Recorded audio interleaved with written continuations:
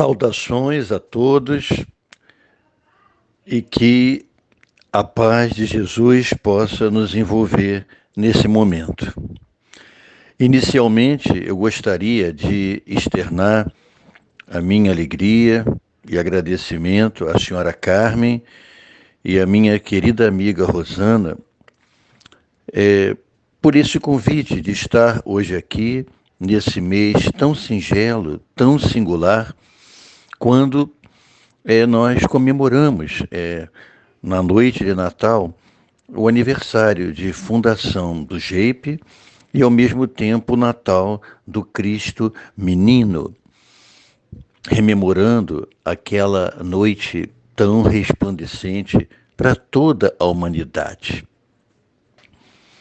Essa casa que distribui benesses e bênçãos aos nossos irmãos desvalidos na terra. Estamos em dezembro, um mês mágico, um mês de relembrar o nascimento de Jesus. Sim, porque o Natal é uma palavra de origem latina, significa nativitas. Nativitas tem como descrição o nascimento, natalício, renascimento, que é exatamente o que todos nós estamos tão necessitados nesse momento de ebulição pelo qual a Terra está passando. Ebulição física, ebulição moral e especialmente espiritual. O mundo de provas e expiações, a duras provas, vai se transformando em mundo de regeneração. O primeiro Natal, tal como o conhecemos, aconteceu no século IV depois de Cristo, aproximadamente 336 depois de Cristo, através de um imperador chamado Constantino. Na época, entre 22 de dezembro até 25 de dezembro, ocorria uma festa, a chamada Festa do Solstício do Inverno, ou seja, o dia mais curto do ano no hemisfério norte. Era chamada Festa da Saturnália, era uma festa totalmente pagã. E aí, nessa época, Constantino transformou a festa que era em homenagem ao Sol, o Sol de Roma, o único Sol, em a festa que passava a homenagear Cristo, ou seja, ele dizia, Jesus é a luz do mundo, é o sol do mundo. E aí viemos então comemorando o Natal tal como o conhecemos atualmente. Na verdade, aproximadamente 2000 anos antes do seu nascimento, o pensamento crístico envolvia a psicosfera da Terra, humanizando-se, criando as bases para que pudesse realmente, 2000 anos depois, Jesus então encarnar na Terra, naquela noite maravilhosa, naquela estrebaria no alto de uma pequena colina, nascendo entre os animais e numa manjedoura na mais profunda pobreza. Interessante lembrar que, no século que precedeu o nascimento do menino Jesus, tudo se modificava em Roma. Parecia que os homens estavam construindo um véu para um futuro noivado de Jesus com a terra. E aí, os homens da guerra, sanguinários, os generais, os homens belicosos que levavam à destruição, eles não reencarnaram. E em seu lugar surgiram os artistas, os poetas, os trovadores, e os nomes como Virgílio, Horácio, Tito Livio, Mecenas, Salústio, eles vieram iluminar a atmosfera em Roma. E assim, a espada, a foice, a lança, o machado que sangravam a terra foram substituídos pela cítara, pela flauta, pela harpa e uma onda maravilhosa de ternura, de poesia e de arte envolvia o século que precedia realmente o nascimento de Jesus na Terra. Na realidade, já faziam mais de 400 anos que o povo de Israel aguardava pelo Messias. Sim, o Torá, o Velho Testamento, traz as descrições de tantos profetas que já anunciavam a vinda de um Salvador. Desde o século IX, com Elias e Salomão, ao passar pelo século VIII, com Isaías, o que mais falou da vinda do Messias, o ungido, o prometido. E ele dizia: na escuridão das trevas em que vive a humanidade, descerá do céu uma luz resplandecente. O Filho do Altíssimo, também chamado Príncipe da Paz, irá então ele iluminar o coração de todos os homens. Porém, eles o ouvirão, mas não o escutarão.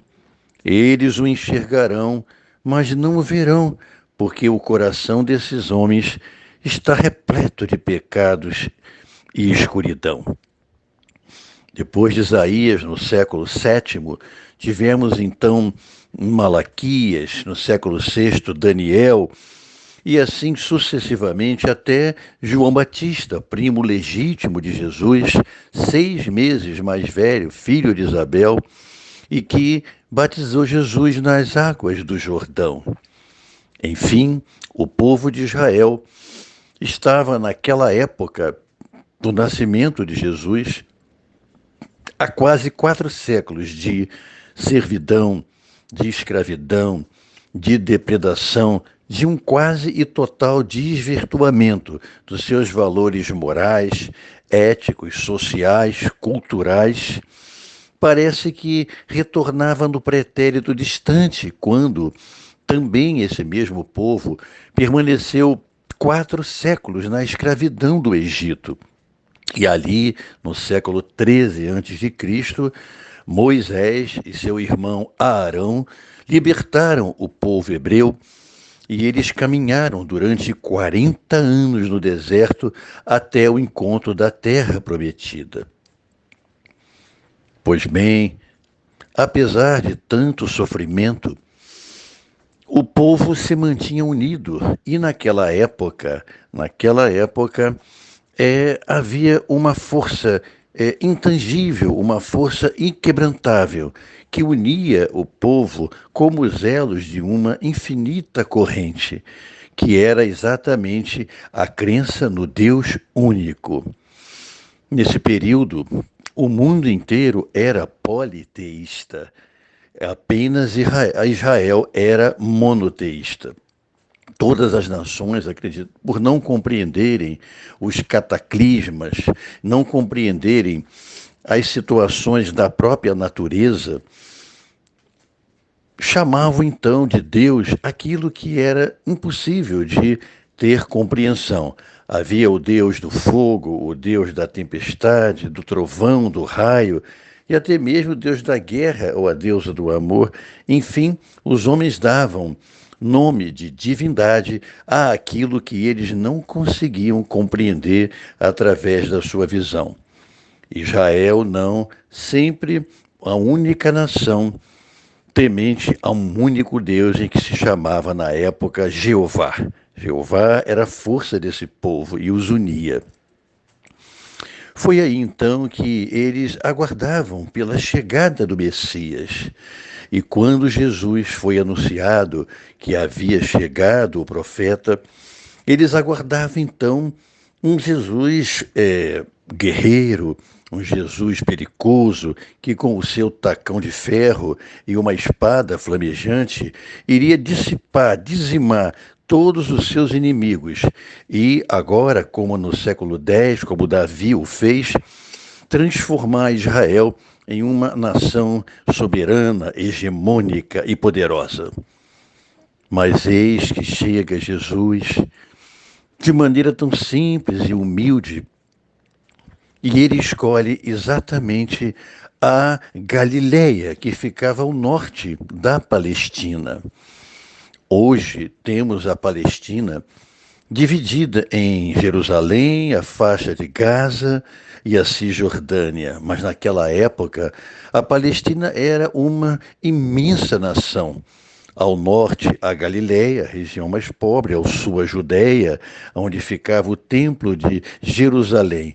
Era a cidade templária, onde ficavam os fariseus, os levitas, os saduceus, enfim, eram os homens que controlavam o povo através do poder religioso e político. Ao norte, ao leste e oeste, tínhamos a Pérea e a Samaria. Sim, a Palestina era uma imensa nação, mas Jesus então escolhe a Galileia, a região mais humilde e mais pobre. É uma região de agricultores, de pastores, de pescadores, de vinhateiros. Ninguém que vinha da Galileia tinha nenhuma credibilidade. Mas foi ali, entre a população ribeirinha, entre o casario baixo, que o mestre então distribuiu a boa nova e distribuía com as suas palavras o amor e a esperança. E recebia a gratidão e o carinho daquela gente humilde.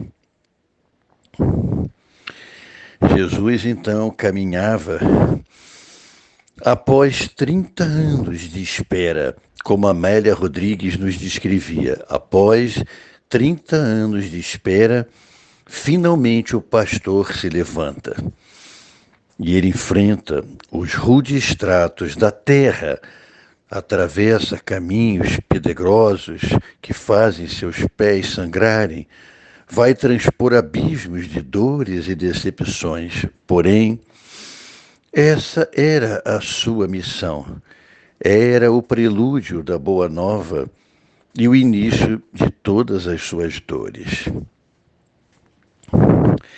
Sim, o mestre então inicia no seu messianato, nos 3 anos sobre a terra, os ensinamentos e traz então a segunda revelação, a Boa Nova, que iria suceder à primeira revelação trazida por Moisés no século XIII, com os 10 mandamentos.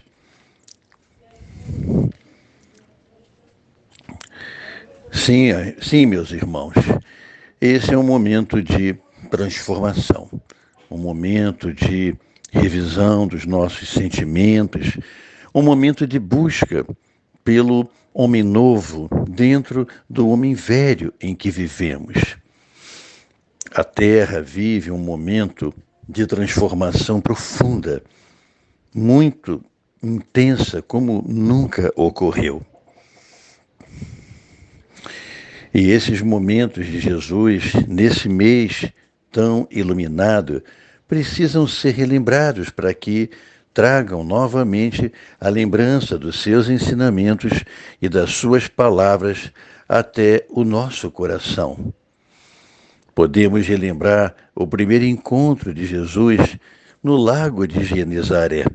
Na época, o lago de Genezaré, também chamado Tiberíades, em homenagem a Tibério César, o imperador, ou o Mar da Galileia, abrigava mais de 5.000 embarcações que sobreviviam alegremente da pesca.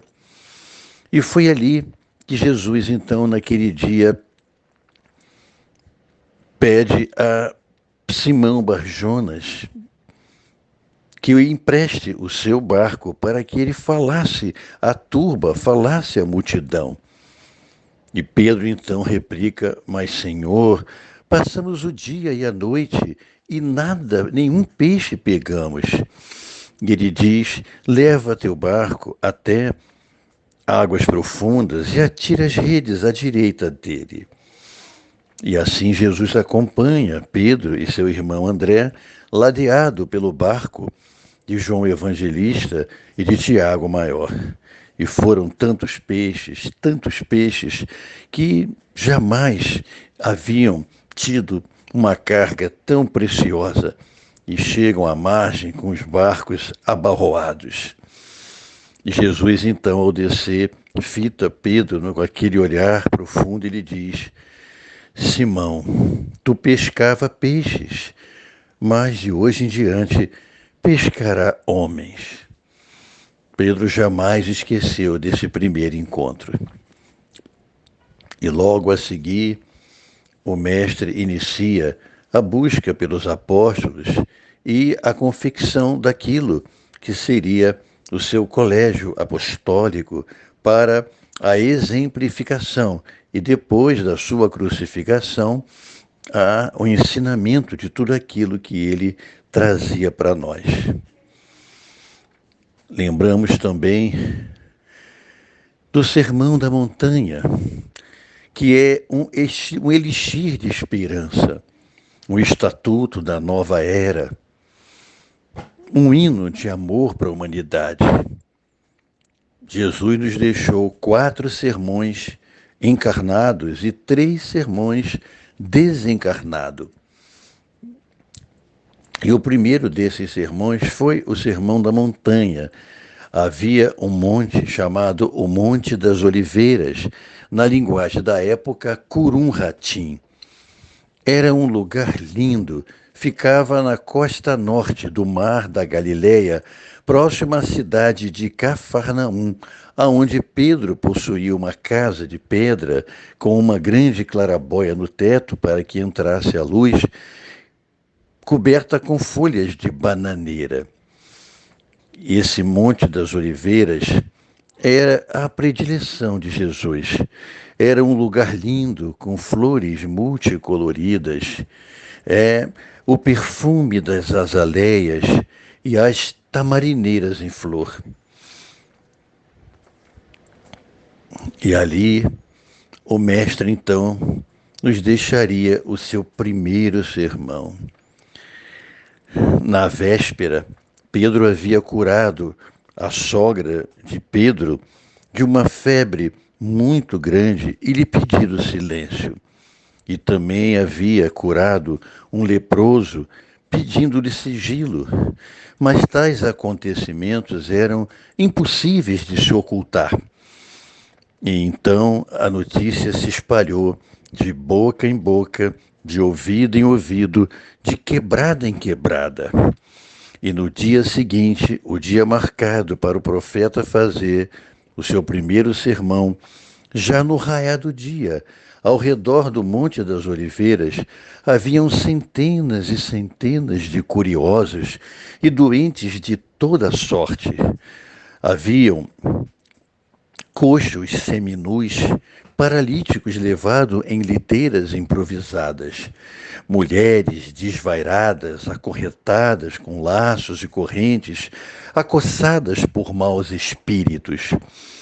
Haviam também as patologias cutâneas, a psoríase extensa, o pênfigo selvagem, o fogo selvagem que consumia, a hanseníase. Enfim, havia um número imenso de doentes à espera do Rabi. Os infelizes pairavam na escuridão dos seus sofrimentos e buscavam as mais débeis chamas de esperança e atiravam-se nessa direção. Jesus era a esperança, Jesus era a salvação. Quase ao final do dia, quase no entardecer, eis que o mestre se aproxima e a sua figura é iluminada. Os cabelos e as barbas longas da cor do cobre pareciam oscilar ao sabor do vento. Seus olhos brilhavam como 2 estrelas que surgiam já no firmamento. Jesus parecia chorar e as suas lágrimas pareciam assentar a poeira que se desprendia das suas humildes sandálias pelos caminhos que ele percorria. E ali então, após pedir silêncio, o mestre fala com os seus apóstolos no sopé do monte Curum Ratim, ascende ao monte e ali então, fitando a multidão, ele anuncia as bem-aventuranças. Diz ele então: bem-aventurados aqueles que choram, porque serão consolados. Bem-aventurados os que têm fome e sede de justiça, porque serão saciados. Bem-aventurados os mansos, porque herdarão a terra. Bem-aventurados os misericordiosos, porque obterão misericórdia. Bem-aventurados os pacificadores, porque serão chamados filhos de Deus. Bem-aventurados os perseguidos pelo amor à justiça, porque deles é o reino dos céus. Bem-aventurados os pobres de espírito, porque também deles é o reino dos céus. Bem-aventurados os puros de coração, porque eles verão ao Senhor. E após essas palavras, Jesus ainda diz: bem-aventurados sereis todos vós, quando vos maldizerem, vos maltratarem por causa do meu nome. Rejubilai-vos, alegrai-vos, porque nesse dia será grande a vossa recompensa no céu. Porque também assim o fizeram com todos os profetas que viveram antes de vós. Soprava um vento forte do alto do Monte das Oliveiras. Vento esse que se desdobrava, que se fragmentava em doces vagas, em doces ondas, com um perfume inebriante. Naquele dia, naquele momento, uma gotinha da chuva que há pouco caíra recebe em seu seio um perdido raio de luz e transformou-o numa aquarela que tingiu todo o horizonte. Ali, a aliança se fez entre o céu e a terra, entre Deus e os homens, entre o espírito e a matéria. Para perpetuar ainda mais aquele momento, a palavra de Jesus impregnava a atmosfera e essas ondas, então, divinas, agora se dissipavam e se espalhavam, levando a mensagem a todos os cantos da terra. A multidão, em silêncio, com um frêmito, demandava agora seus lares, com o coração repleto de esperança e de alegria. Como é belo relembrar o Sermão da Montanha e esse presente que Jesus nos deixou. O mestre prosseguiu no seu messianato. Foram 3 anos na terra, transmitindo as suas lições aos homens.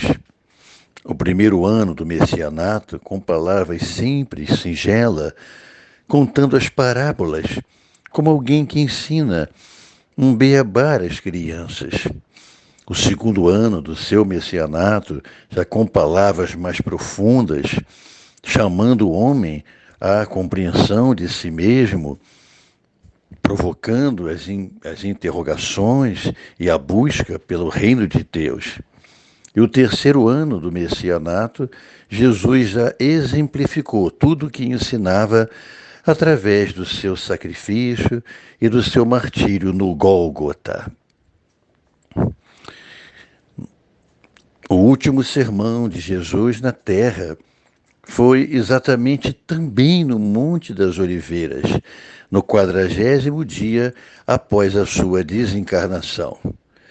Relembramos que o Mestre, antes de iniciar o seu messianato, Jesus se retira para as aldeias, para as areias ardentes da Arábia, junto a João Batista.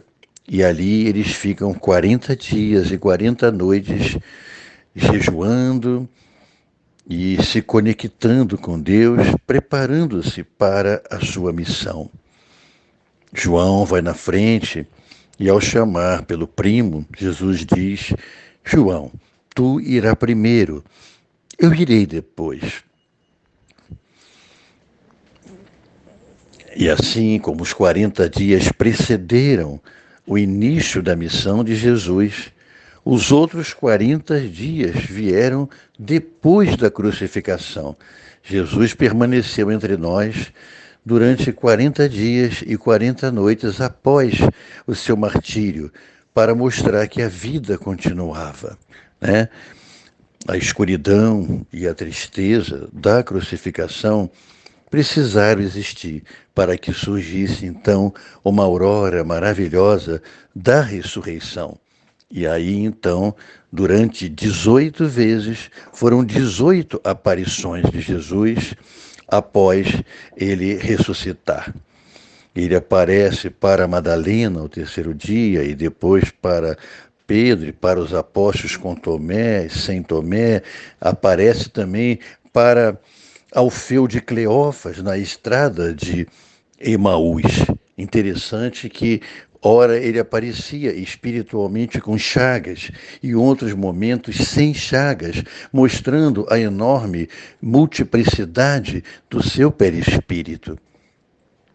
E no 40º dia, após a sua desencarnação, no seu último sermão, Jesus reúne 500 cristãos, os chamados 500 da Galileia, ao redor novamente do Monte das Oliveiras, que ele tanto amava.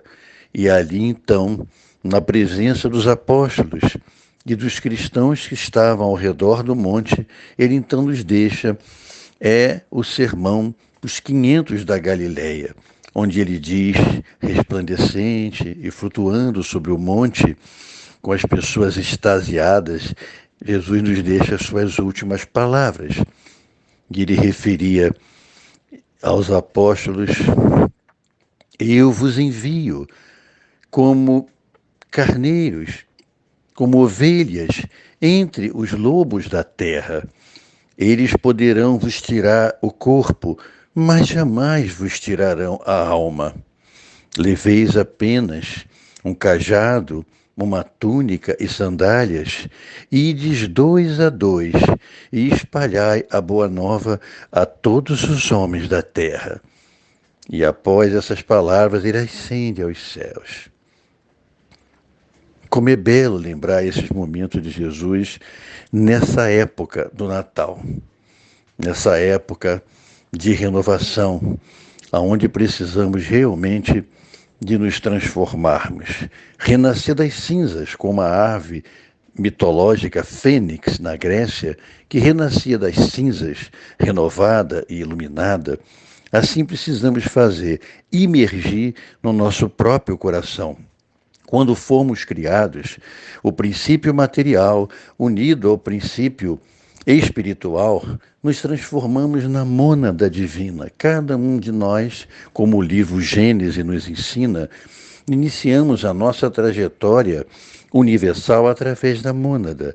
E nesse momento, Deus colocou no coração de cada um de nós as virtudes: abnegação, altruísmo, a humildade, a mansuetude, a fé, a esperança, a compaixão e a caridade. Todas essas virtudes são filhas do amor. A caridade é o amor em ação. Tudo o que precisamos está dentro do nosso próprio coração. Então, podemos finalizar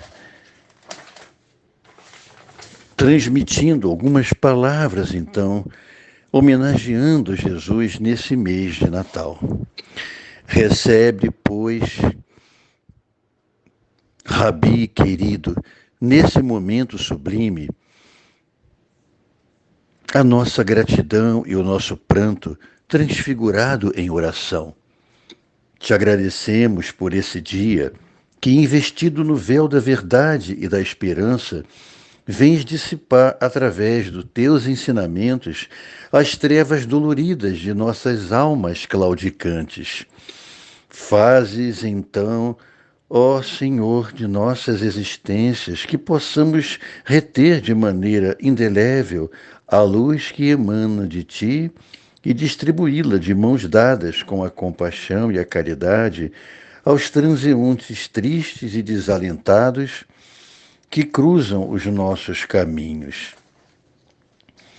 Que finalmente o nosso olhar ganhe a dimensão do infinito e assim possamos levitar como um pássaro divino e diáfano, impulsionado pelas asas da paz e da humildade, e que nos levarão ao ninho do amor maior, do qual emergimos de Ti, ó Pai, um dia e que agora, também iluminados para Tuas mãos, retornamos.